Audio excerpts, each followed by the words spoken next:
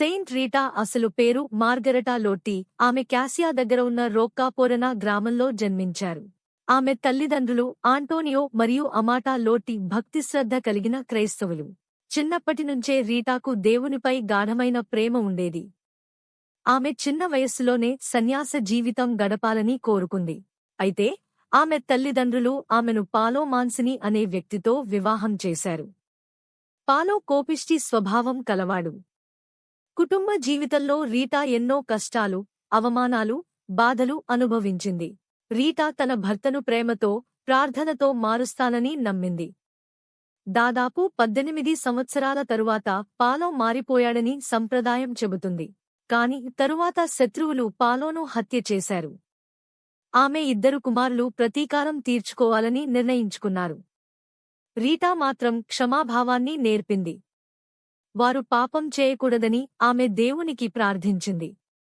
కొద్దికాలానికే 2 కుమారులు అనారోగ్యంతో మరణించినట్లు కథనం చెబుతుంది. మరణానికి ముందు వారు దేవునితో శాంతి పొందారని విశ్వసిస్తారు. భర్త మరణించిన తరువాత రీటా సన్యాస జీవితం గడపాలని నిర్ణయించింది.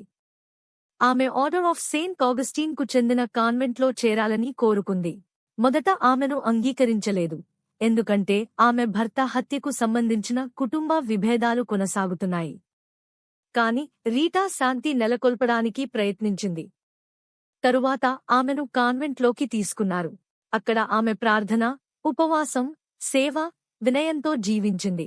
ఒకరోజు యేసు క్రీస్తు సిలువ వేయబడిన బాధలను ధ్యానిస్తూ ప్రార్థిస్తున్నప్పుడు యేసు తలపై ఉన్న ముల్లు కిరీటం నుండి ఒక ముల్లు ఆమె నుదుటిపై గాయంలా ఏర్పడిందని చెబుతారు. ఆ గాయం అనేక సంవత్సరాలు అలాగే ఉండి ఆమెకు తీవ్రమైన బాధ కలిగించింది. చివరి రోజులు మరియు గులాబీ అద్భుతం. ఆమె జీవితాంతంలో తీవ్రమైన అనారోగ్యంతో బాధపడింది. శీతాకాలంలో ఒకసారి తన పుట్టిన ఊరిలోని తోటలో ఒక గులాబీ పువ్వు తెమ్మని బంధువులను అడిగింది. అందరూ ఆశ్చర్యపోయినా మంచుతో కప్పబడిన తోటలో నిజంగా ఒక గులాబీ పువ్వు మరియు అత్తి పండు దొరికాయని విశ్వాసం ఉంది. అందుకే సెయింట్ రీటాను గులాబీలతో కూడా గుర్తిస్తారు.